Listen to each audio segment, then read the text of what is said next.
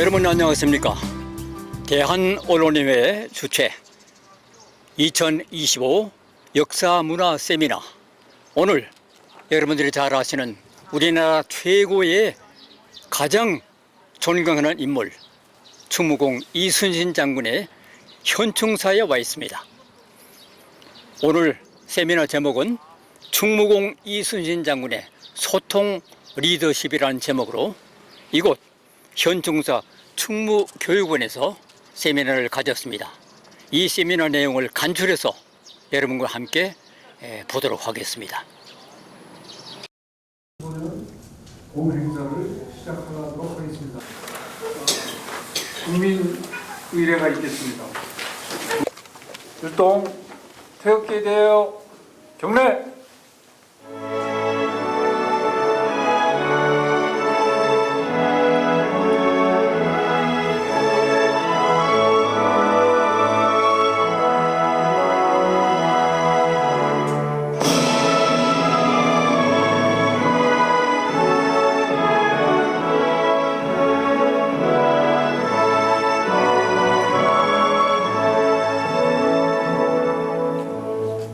다음은 대한언론인회 장석영 회장님으로부터 인사 말씀이 있으시겠습니다.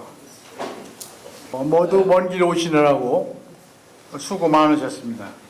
충무공 이순신 장군의 탄생일이 지금부터 꼭 한 달 전 4월 28일입니다.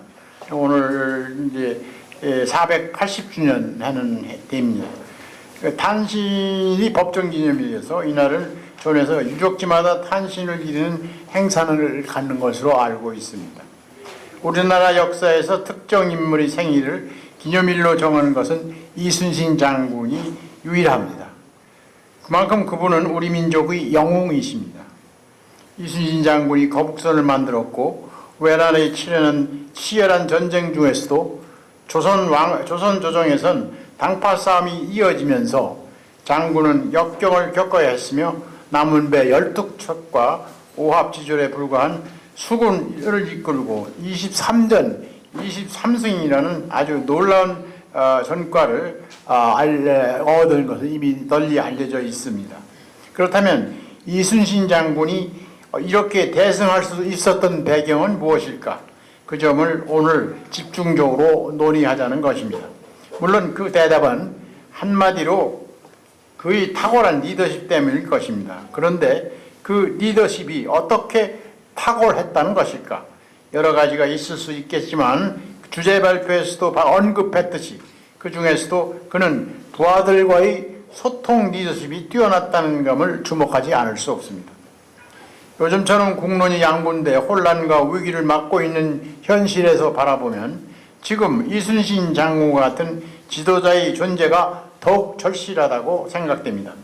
큰 전쟁을 앞두고도 조정이 우왕좌왕 있을 때 부하들을 다독이며 자기 자리에 묵묵히 힘을 키우고 위기 순간에 목숨을 바쳐 싸웠던 그의 삶이 우리에게 전하는 교훈을 되새길 때가 바로 지금이라고 생각합니다.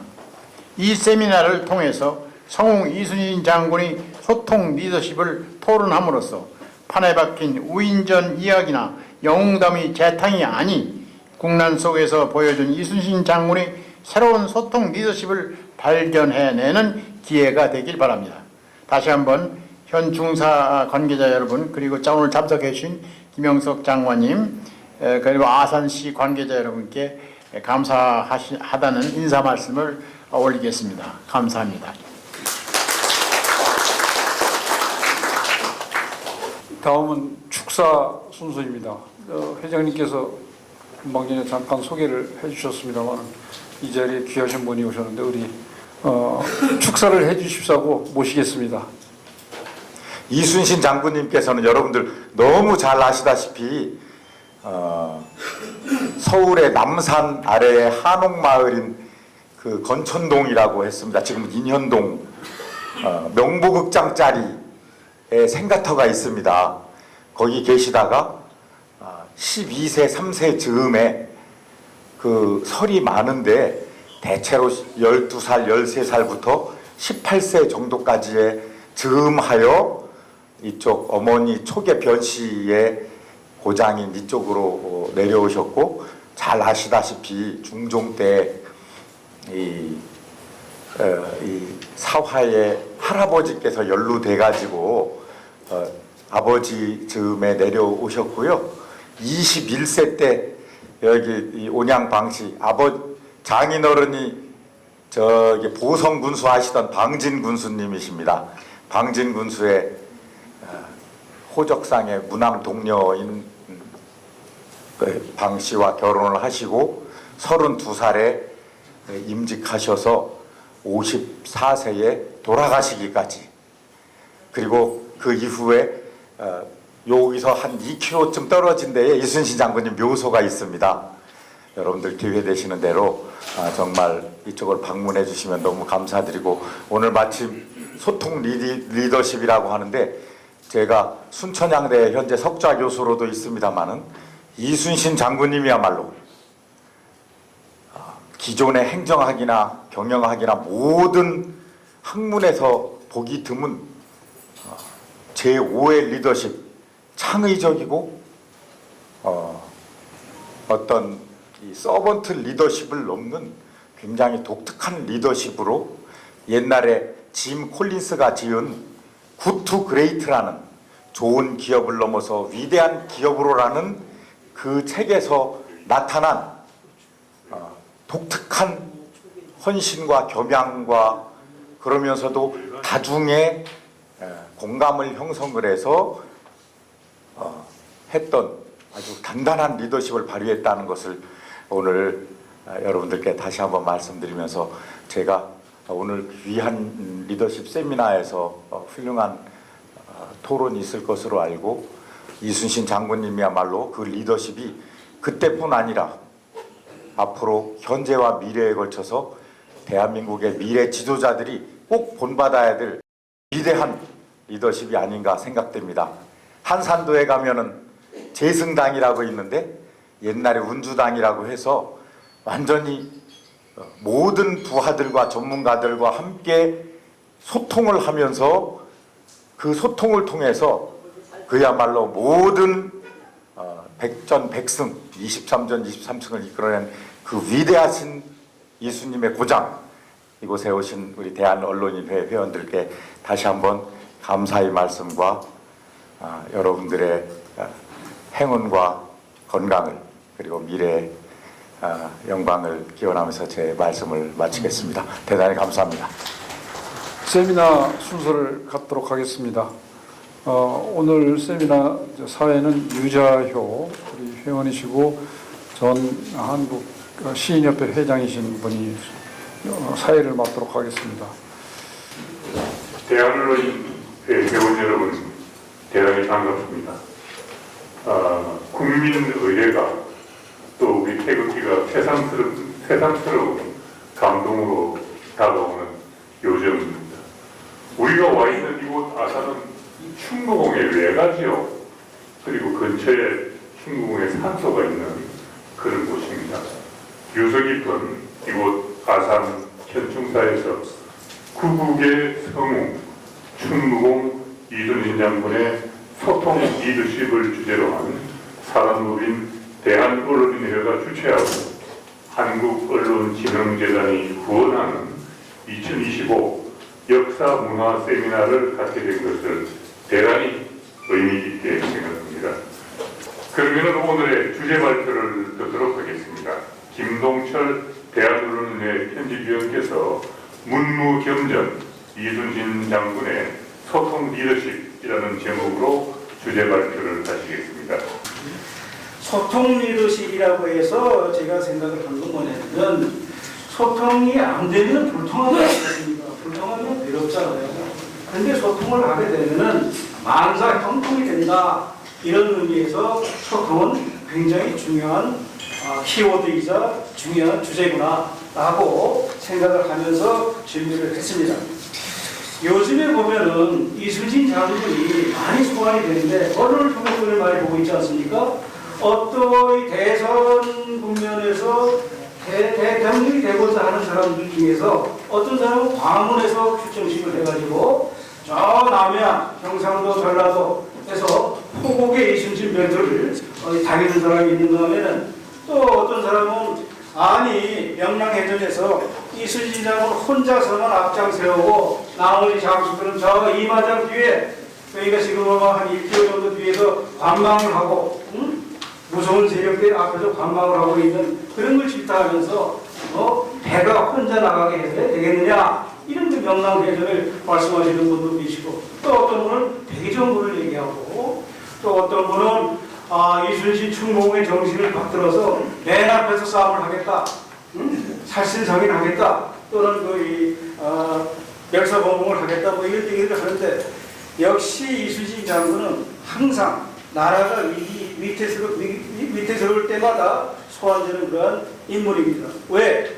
그분의 출중한 능력, 그 능력 중에서도 위국헌신, 군인본분, 나라를 위해서 목숨을 바치는 것이 군인의 그런 자세다라고 하는 그런 정신 때문이 아닌가 해서 이 이순신 장군의 충정에 대해서 오늘 말씀을 드리도록 하겠습니다. 이순신 장군은 아까 저희 회장님 말씀하셨지만 부하들과의 소통이 굉장히 원활하게 그게 굉장히 큰 장점인데 한산도 지금 재선당이라고 하는데 당시는 운주당이에요. 이순신 장군은 재선당이라는 당을 몰라요. 운주당이었으니까 운주당을 운영하실 때는 모든 문을 열고 군사에 관한 한 어느 누구든지 와서 이야기를 하라라고 하는 것이 이순신 장군의 언명이었어요. 그래서 한산도 진영은 가보시면 거기가 다 진영입니다. 저기 가면 뭐 병기 만드는데 곡창지대 옷 만드는데 다 이순신 한산도가 큰 진영인데 거기 있는 주민들 플러스 피난민들이 많이 따라다니죠. 피난민 플러스 군영의 한 10,000명의 군사들 어느 누군가 와서 얘기를 하라. 그건 뭐냐면은 적정이라든가 이런 것도 현지인이 가장 잘한단 말이에요. 피난민이 잘 안 간 말이에요. 그 다음에 항해, 외군 중에서 이제 포항한 항해들 그 모든 정보를 이순신 장군은 꽤 있었기 때문에 정보가 있으니까 뭐예요? 정보는 힘이 되는 거예요. 정보가 있으니까 힘이 되고 지피지기 상대를 알기 때문에 내가 전략을 구사할 수가 있는 거예요. 지피지기 백전불태라. 상대를 알고 나를 알면 100번 싸움에도 위태롭지가 않다라고 하는 그 지피지기 전략이에요. 거북선을 만든 건 난중일기 보면은 1592년도 4월 13일 날 왜군이 부산포로 속속 상륙합니다. 속속 상륙해가지고 뭐 한 일주일 내에 15만 대군이 다 상륙해서 치고 올라가는데 20일 만에 무너지지 않습니까? 20일 만에 무너지는데 그 전에 4월 13일 날 임진왜란이 났는데 4월 12일 날 하루 전날에 난중일기를 보니까 이순신 장군이 거북선을 만들어서 지금 거북선에서 총통 발사 시행을 했습니다 라고 하는 기록이 나온단 말이에요. 그러면 전쟁이 일어나기 하루 전에 여수에 계실 때요. 여수에서 총통 발사를 하고 준비를 하고 있었던 거예요. 자수사로 임명되자마자 가장 먼저 한 게 거북선을 만든 거예요. 거북선이 이미 있었어요. 태종실록을 볼 것 같으면 거북이 평상에 배가 조선 배하고 한강 임진강에서 이게 전투하는 그런 모의 전투죠. 그래서 거북이 배라고 하는 게 나와요. 귀선이 이미 있었는데 이순신 장군이 그 역사적인 그 책을 좋아하시는 분이기도 합니다. 역사적인 기록을 보고 말하자면 그 귀선을 전투력화 시켜야 되겠다. 바다에 탱크를 만든 거예요. 그래서 좌우에 6문, 현재 총통 6문, 앞뒤에 하나하나. 그러니까 14문의 총통을 만들 거기다 배치를 했고 위에는 뭐예요? 밖에서 들여다보지 못하게 또 침범하지 못하게 하고 그 다음에 이 대판을 씌운 다음에 송곳을 꽂았지 않았습니까? 그러니까 이게 공격 말하자면 전열을 흐트러지는 바다의 탱크를 만들었죠. 전력화시켰다는 거예요. 그냥 모습만 거북이 모습이 아니라 굉장히 중요한 포인트입니다. 선조가 그런 얘기를 해요. 그대의 직함을 갈고 그대로 하여금 백의 종공을 하였던 것이 역시 이 사람의 모책이 얼지 못해서 생긴 일이었거니와 그리하여 오늘 이와 같은 패전, 원균의 패전을 욕됨을 만나게 된 것은 무슨 할 말이 있으리요. 나는 그대를 버렸건만 그대는 나를 버리지 않았다. 미안하다. 그래서 이순신 장군 다시 기용을 하게 되는 것이죠. 그래서 필요할 때는 갖다 쓰고 필요 없으면 던져버리는 게 정계의 속성인지 모르겠습니다만은. 그리고 지금 여기 우리 현충사 저 안에 보면은 현충사라고 하는 그 현액이 있어요. 그건 누가 쓰는 숙종이 있었어요. 숙종 대왕이 이 현충사라고 하는 사당을 만들고 현액을 갖다가 하살했단 말이에요. 사액서당인데 거기에서 말하는 숙종은 절기에 죽는다는 말은 예부터 있었지만 제 몸을 죽고 나라 살린 것은 처음 본다라고 하는 그 치제물을 숙종이 보냈어요. 그리고 무덤이 여기서 한 9km 가면은 그 어라산 쪽에 있는데 보면 어라산에 무덤이 있는데 그 무덤 바로 밑에 보면 정조대왕이 쓴 어제 신도비라고 하는 게 있어요. 왕이 어디 일기에 뭐가 나는데 그런 거 안 써줘요. 그거 쓰니까 너 밑에 문무백관들이 어디 이 일개 장수한테 왕이 그런 거를 체면 없이 그런 거 쓰는 게 아닙니다. 이것은 법도에 어울랍니다. 그러니까 이 정조대왕이 법도 하지 마라. 이순신은 중국의 제갈량과 비교했을 때 누가 더 우위인지 모를 정도의 그런 사람이야. 그래서 전국의 모든 자료를 모으라고 해서 이충목원 전서라고 하는 백과사전을 정조가 내줘요. 어떤 돈으로? 내탕금. 내탕금이라면 임금의 그 사적 삭은 거예요. 돈을 꺼내가지고 그걸 내준다는 거예요. 그리고 영의정으로 추정시켜버려요. 영의정이 되는 거예요. 그래서 여기 이 현충사 안에 보면은 그 관복을 입고 있죠. 영의정이니까. 무신의 칼을 들고 있는 게 아니라 관복을 있어요. 영의정이니까. 그런 것이 이제 다 이렇게 연관이 되는데. 충무공의 소통의 리더십에 대해서 자세히 공부할 수 있는 매우 값진 시간이 됐습니다. 충무공은 무인이자 시인 언론인이었다. 그리고 자살론에 대해서 자살이 아니라 전사하신 것이다라고 정리를 해주셨습니다. 특히 오늘 같은 불통의 시대에 매우 시적절한 주제의 발표였다고 생각을 합니다. 이제 지정 토론으로 들어가겠습니다. 먼저 박석흠 대한언론 논설위원장께서 육공화국 분열 반란의 정치와 임진왜란, 이순신, 유성룡의 진기교훈이라는 제목으로 토론하시겠습니다. 우리는 임진왜란 때 왜군이 5만 2천 명이 쳐들어옵니다. 이에 들어왔는데 18일 만에 서울이 함락되고 7년 전쟁의 심해가 막되고 결국 이 전쟁의 후유증으로 조선이 망하는 겁니다. 이때 중요한 것은 임진왜란 때 우리가 일본과 싸우려고 10년의 왜군이 없었고 또 인재가 없었기 때문입니다. 그 원인은 조선 초기부터 인재가 나오마다 다 죽여버리는 거야.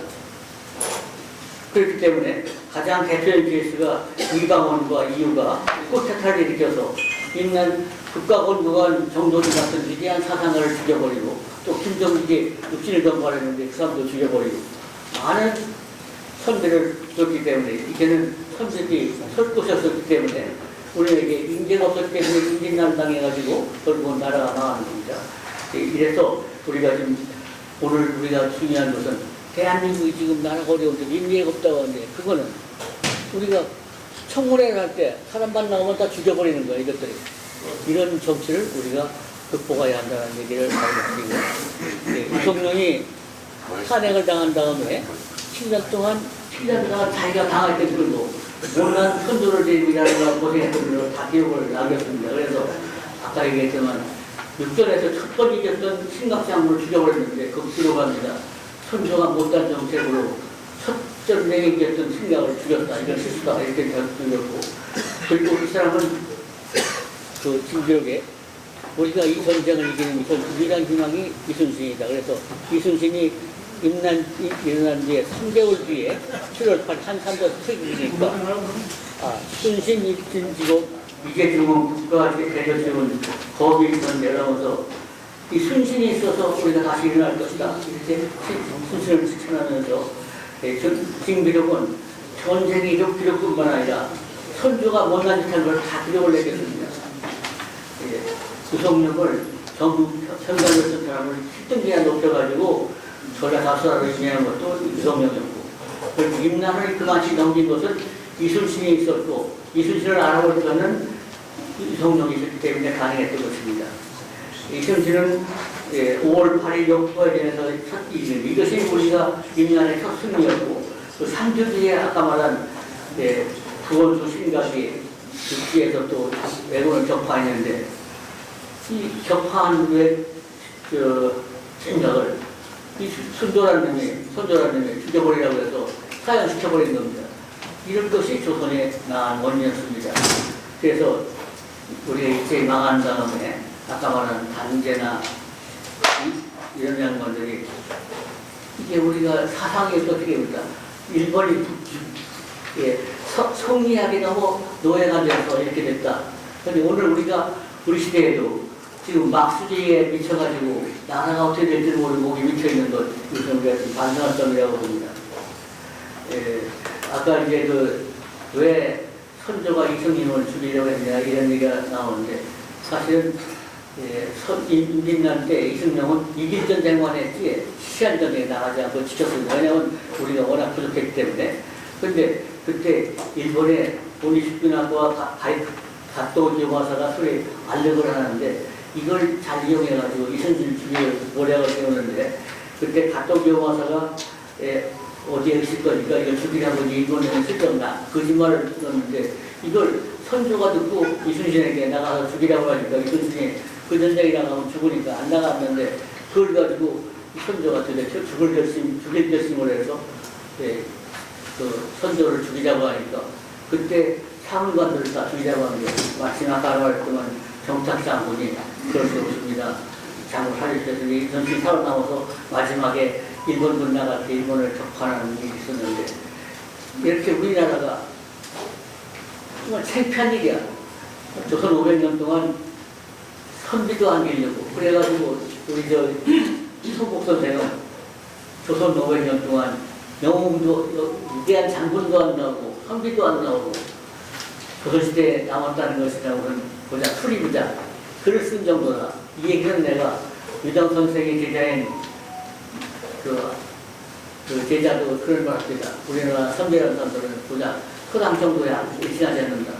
이게 큰 나라를 이끌 선비를 이를 교육도 안 됐던 것이 조선 500년이에요. 왜냐하면 왕들이 무서워했어. 나라가 위대한 사람이 나온 걸 오래하고 장군이 나오면 또 반란 일이 다 무서워서 다 죽여버리고 이런 역사를 우리가 반성해야 합니다. 이게 우리가 일명 이순신과 유성룡이 위대했던 일을 칭찬하면서 아울러 조선은 왜 이렇게 망했는가 이걸 우리가 반성하는 것을 또 한번 가질 필요가 있다고 생각합니다. 감사합니다. 충무공 당시 상황을 역사적 사건들 그리고 현대 이르기까지 비교해서 분석을 해주셨습니다. 참으로 안타까운 역사였고 현실입니다. 계속해서 임종근 전 서울경제사장께서 충무공 리더십은 현재 정치 지도자들이 귀감 삼아야 라는 주제로 토론하시겠습니다. 주재 발표자께서 말씀하셨듯이 충무공의 그 전승 비결은 출중한 전략의 결과입니다. 그 전략을 가능케 한 것은 그가 다양한 사람들과 다양한 방법으로 행하는 그런 소통이라는 점을 저도 공감을 합니다. 충무공 휘하에 많은 그 사람들이 몰린 것은 무엇보다도 그의 나라를 구하려는 그런 우국충졸과 애민 정신에 감동한 때문이라고 해야 할 것입니다. 충무공의 그 관할구역은 하나의 작은 그 국가였습니다. 군인의 첫째 임무는 전투였지만 전투만 한 게 아니었습니다. 충무공은 피난민으로 하여금 둔전에서 농사를 짓게 했고 바다에서 고기를 잡았고 염전에서 소금을 만들었고 군복을 지을 옷감을 만들었고 땔감을 팔아서 군량미를 장만했고 군막사를 지어서 민간인들이 살 집을 만들어서 분양을 했습니다. 군의 생산물을 민간과 나누어서 군비도 조달하고 민생을 도우는 그 민군 공영 체제였던 것입니다. 요새 말로 하면 농업, 피복, 아파트 분양업, 연료, 소금 등 제조 분야의 온갖 군수 공장을 관할지 내에서 경영한 것입니다. 조정에서 충무공한테 준 것은 임명장 2번의 직첩뿐이었습니다. 모든 것은 자급자족형 부대 운영이었던 것입니다. 외적의 침략으로 살길이 막막하고 목숨조차 위태로웠던 백성들이 충무공의 보호 아래 있으면 안전하고 의식주가 해결되니 몰려들었을 것이고 전쟁을 이길 수 있는 온갖 기술과 정보가 거기에서 나왔을 것입니다. 정보의 가치를 귀중하게 여겼던 충무공은 판옥선보다 전쟁에서는 탐망선을 더 많이 활용했다고 합니다. 그런 기록이 나와 있습니다. 적정에 관한 정보를 가져오는 백성들에게는 쌀 한 마리라도 꼭 보상을 했고 가까운 이웃이 주는 작은 선물 하나라도 꼭 값을 쳐서 주었지 거저 받는 법이 없었습니다. 청렴하고 공평무사한 위민정신이 충무공의 공직자세였고 거기서 비롯된 평판이 그런 위민정신이 출중한 출중하다는 그런 평판으로 하여금 충무공을 반역 음모에 빠뜨리게 되는 그런 빌미가 되었습니다. 충무공 정신 가운데 언론에 귀감이 될 만한 부분도 많이 있습니다. 충무공의 정론 직설이죠.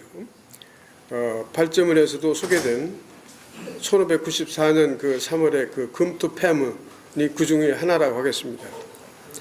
명나라 특사인 담종인이 임진왜란의 휴전이죠. 강화의 특명을 받고 조선에 와서 조정에 왜군을 토벌하지 말고 조선군을 해체해서 고향으로 돌려보내라고 그렇게 요구를 했을 때 충무공은 목숨을 걸고 답한다 이렇게 말했습니다. 조선을 침략한 게 일본인데 이제 와서 그들을 건드리지 말라는 말이 이게 무슨 말이냐. 군인들은 지금 고향으로 돌려보내라고 하는데 우리에겐 돌아갈 고향이 없다. 일본의 강화 요구는 속임수다. 원군을 보내준 명나라 황제의 명령을 거부하는 내용의 답장이었으므로 목숨을 걸 용기가 필요했을 겁니다. 담종인의 강화는 결국 무산이 됐죠. 지금 대한민국은 임진왜란 때의 조선만큼은 아니라고 하겠지만 여러 형태의 전쟁을 지금 치르고 있습니다. 당장 눈앞에서 미국과의 통상 전쟁이 있고 핵무기를 갖고 있는 북한으로부터는 핵 전쟁의 위협을 받고 있습니다. 일본과는 역사를 가지고 항상 전쟁을 치르고 중국과도 또 역사에 관한 그런 전쟁 또는 경제 문제로 관한 그런 전쟁을 우리가 치르고 있는 중입니다. 우리 국가 내부적으로는 아마 임진왜란 때를 아마 능가한다고 할 수도 있을 것 같습니다만 당파 싸움으로 계엄도 벌어졌고 탄핵 사태도 벌어졌습니다. 그 결과로 지금 새 대통령을 뽑는데 과연 충무공 같은 구국의 대통령을 뽑을 수 있을 것인가? 과거 어느 때보다도 국민들이 현명한 판단이 요구되는 그런 때라고 생각합니다. 오늘의 세미나는 그 점에서도 매우 의미가 깊고 시의적절했다 그렇게 생각합니다. 들어주셔서 감사합니다. 충무공의 리더십은 다양한 사람들과 다양한 방법으로 행한 소통이었다. 그리고 잘못된 상부의 지시에는 시정을 요구하기를 서슴지 않았다. 그렇게 말씀해 주셨습니다. 마지막으로 하나의 전쟁, 두 개의 무덤, 외덕산과 호무덤 교훈이라는 제목으로 문관현 배우님께서 토론하시겠습니다.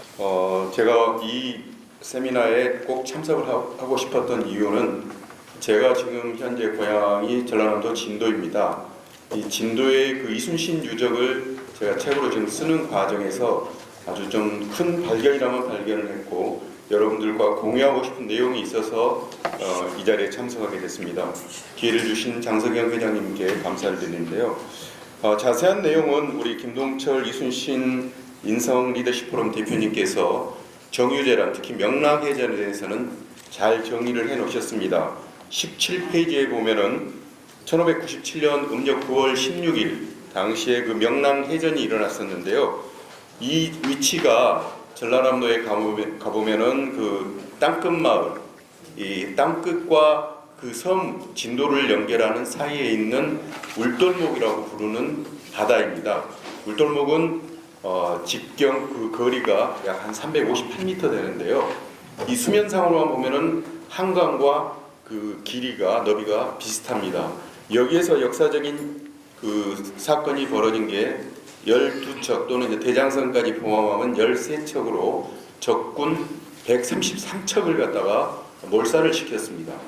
그때 저희들이 이제 언론인 출신이니까 만약에 그 언론인 일본군들, 일본 수군이라고 하는데요. 일본 수군들이 당시에 24,000명 정도가 배를 타고 나눠서 타고 왔었는데요. 330척에 현장에서 죽은 일본군은 133척에 타고 있던 일본 수군이었습니다. 그러면 이 133척에 타고 있던 일본 수군의 시체가 어디로 갔을까? 2,500명. 그것에 대해서 제가 추적을 해봤는데요. 울돌목에 있는 명랑해전에서 일본 수군들이 사망을 합니다. 그러면은 바다 위에 쉽게 말해서 둥둥 떠다니는데요. 밀물과 썰물에 따라서 이 시체들이 진도 이 해안 바닷가 쪽으로 전부 흘러들어왔습니다. 그 지역이 현재 전라남도 진도군 고군면 일대인데요. 당시에 그 오산만이라는 이 지역 안으로 울돌목에서 사망한 일본군의 시체가 밀물에 휩쓸려서 진도 바다 쪽으로 밀려왔었습니다. 놀라운 거는 그때 당시에 진도 주민들, 민간인들의 반응이었는데요. 진도에는 좀 특이한 습성이 있습니다. 그 바다에 시체가 있으면 바로 걷어서 묻어주는 습성이 있는데, 자, 이게 어떤 누구의 시체이냐에 대해서 고민에 빠질 수밖에 없습니다. 우리를 조선을 갖다가 침략한 일본 침략자들의 시체인데, 진도에는 좀 장례 문화가 굉장히 발달이 되어 있습니다. 다시렉이나 또는 시킹굿이나 이런 게 있는데 그 혼들을 건져서 묻어줘야 한다는 여론이 나와서 놀랍게도 진도군에서 일본 쪽을 바라보는 동쪽으로 바라보는 양지바른 산을 찾아내고 거기에다가 약 현재까지 확인된 바로는 150명 정도인데요. 공동 묘지를 만들어줬습니다. 그래서 일본 수군들의 시체를 전부 걷어서 이 공동 묘지에 묻어줬는데요. 이 사실이 역사 속에 묻혀 있었는데 놀랍게도 2006년에 최초로 발견이 됐습니다. 가보니까 이 산의 이름은 외덕산입니다. 외구들한테 덕을 베풀었다. 그래서 공동묘지를 만들어준 산이다. 전라남도 진도군 고군면 내산리 산 162번지인데요. 이 산에는 지금까지 확인된 묘지만 한 150기가 됩니다. 일본 수군의 묘를 묻어주었다는 게 역사적으로 확인이 됐고, 그 현장에 일본 교도통신 서울지국장을 제가 직접 데리고 가서 이걸 최초로 발굴했던 진도문화원장과 함께 모두 확인을 했습니다. 2022년 9월 23일 날 진도군청에서는 정유재란이 남긴 진도 외덕산과 교토 귀무덤, 코무덤을 주제로 한 첫 국제학술회의가 열렸습니다. 참고로 정유재란 때 일본군은 도요토미 히데요시는 그 전공을 경쟁을 붙여서 그 전공을 따지기 위해서 그 기록을 확인하는 방법이 뭐였냐면은 조선 사람들의 조선군을 죽이고 나면은 코를 베어라고 했었습니다. 그래서 이 코가 사실은 어마어마하게 많은 코가 베어갖고 전경수 교수의 추정으로는 20만 명의 코를 베어가지고 일본으로 가져가서 그걸로 도요토미 히데요시가 전공을 따져서 녹봉 그리고 첩 이런 전공을 나눠줬다고 합니다. 그래서 현재 지금 교토에 가보면은 조선인들의 코무덤이 현재 가장 중심지에 현재 존재를 하고 있습니다. 이 하나의 전쟁, 정유재란이 일어났는데 조선 사람들은 적군의 시체를 묻어주는 이런 그 인도주의적인 정신을 보여주었고, 일본 그때 수군들은 산 사람의 코까지 베어가서 그게 하나의 전공으로 자기들의 과시를 하고, 그래서 그거를 일본 현재 교토에는 코무덤을 현재 묻어놔서 현재 존재를 하고 있다는 것은 역사적으로 볼 때는 제가 너무 아이러니한 두 개의 무덤이 생겼다는 것을 확인을 했고, 2022년에 서울대학교와 동경대학의 문화인류학과 교수님을 주축으로 해서 국제학술회를 해서 이 사실을 널리 알렸습니다. 놀라운 것은 당시에 전직이지만 학도야마 일본 총리가 아마 진도 역사가 현재 약 600년 정도 되는데요. 최초로 일본 총리가 진도로 명랑해전 현장의 울돌목에 현재 직접 오셨습니다. 그리고 외덕산까지 방문을 한 다음에 자기들은 조선 사람이, 한국 사람이 그만하라고 할 때까지 일본 사람들은 사과를 해야 된다. 일본의 전직 총리가 명랑해전의 현장에 와서 12척의 그 신화의 현장에 와서 이런 발언을 했고 공식 사과 발언을 했습니다. 마지막으로 좀 제안을 해보고 싶습니다. 선배님들 계시지만 우리가 한일 관계가 언제까지 이런 그 적대 관계나 서로에 대한 역사 문제 가지고 갈등으로 가야 될지는 저도 모르겠습니다. 하지만 우리가 만약에 이걸 풀어야 된다면은 저는 그 해법은 진도 외덕산에 있다고 봅니다. 우리를 침략하고 조선 땅을 식민지로 만들었던 일본 사람들이 그 출발점이 임진왜란, 정유재란이라고 하면은 우리는 그들에게 덕을 베풀었고 그들에게 했는데 이 역사적 사실을 들어서 우리가 먼저 사과를 먼저 받을 수 있다면은 저는 천황도 좋고 상황도 좋고 외덕산과 이 명랑해전의 현장을 직접 가서 이런 역사적인 사실을 같이 확인해 보는 것 또는 그걸 위해서 우리 대한언론인의 회원분들이 진도도 한번 방문해 봤으면 아주 좋겠다는 생각으로 오늘 발표를 마무리하겠습니다. 감사합니다. 취재에서 얻게 된 매우 귀한 사실을 알려드렸습니다. 임진왜란 때 진도 주민들은 일본군 전사자들을 땅에 묻어주었는데 일본군은 20만 명에 이르는 조선인들의 살고 죽은 조선인들의 코를 베어가지고 코무덤을 만들었다. 그런 얘기를 하면서 이런 역사적 사실이 한일 관계에 앞으로 도움이 될 것이다. 이런 얘기까지 해주셨습니다. 이제 지정 토론들 모두 끝났습니다. 지정 토론에 대한 김동철 주제 발표자의 종합 답변을 듣도록 하겠습니다. 지금 그 토론자 세 분이 이제 각 주제에 말씀을 하셨는데 좋습니다. 지금 박석흥 의원께서는 이순신과 유성룡 징비록의 교훈이다 이렇게 주제를 잡으셨는데 제가 이 주제를 보면 금방 생각나는 게 이순신의 멘토는 유성룡이었고 유성룡은 이순신의 멘티라고 볼 수 있겠죠. 그런데 이 둘 사이에서 하나의 이 소통의 리더십을 건져낸다면은 망전필이라 망전필휘 전쟁을 잊어버리면은 반드시 위태롭다. 그리고 말하자면은 유비무환이라 유비무환 준비를 하면은 환란이 없을 것이다. 이것이 이순신 장군이 유성룡 대감한테 멘토한테 받은 교훈이에요. 네. 두 번째로 임종건 사장님께서 정치 지도자의 귀감이었다라고 이제 말씀을 주제를 하셨는데 제가 볼 때는 아주 시의적절한 지금 이 주제가 오늘의 주제가 소통입니다. 소통 리더십이기 때문에 그 당시에 480년 전에 이순신 장군을 오늘 우리가 이 자리에 소환을 해서 이순신 장군의 고향에서 말하자면은 현재 상황을 갖다가 대비시키는 또 상당히 감명이 있었다고 생각이 되어집니다. 그 다음에 마지막으로 지금 몽 의원께서는 외덕산 우리 조선 사람들의 후덕한 그런 휴머니즘을 느낄 수 있는 것이죠.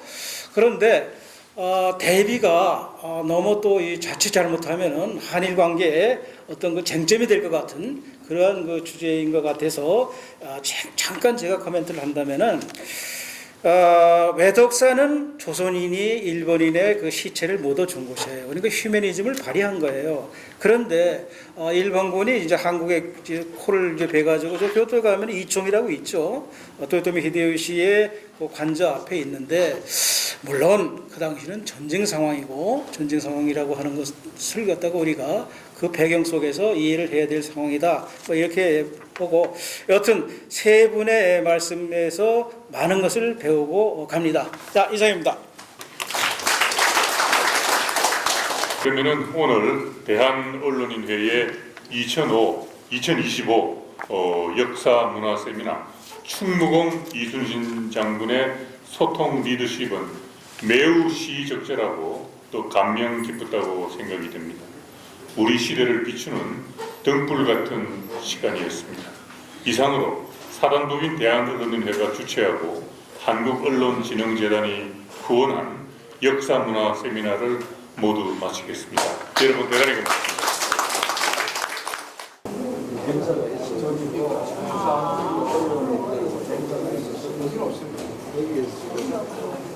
뒷분들이 얼굴이 좀 안 나올 경우가 있거든요. 화이팅! 화이팅! 화이팅!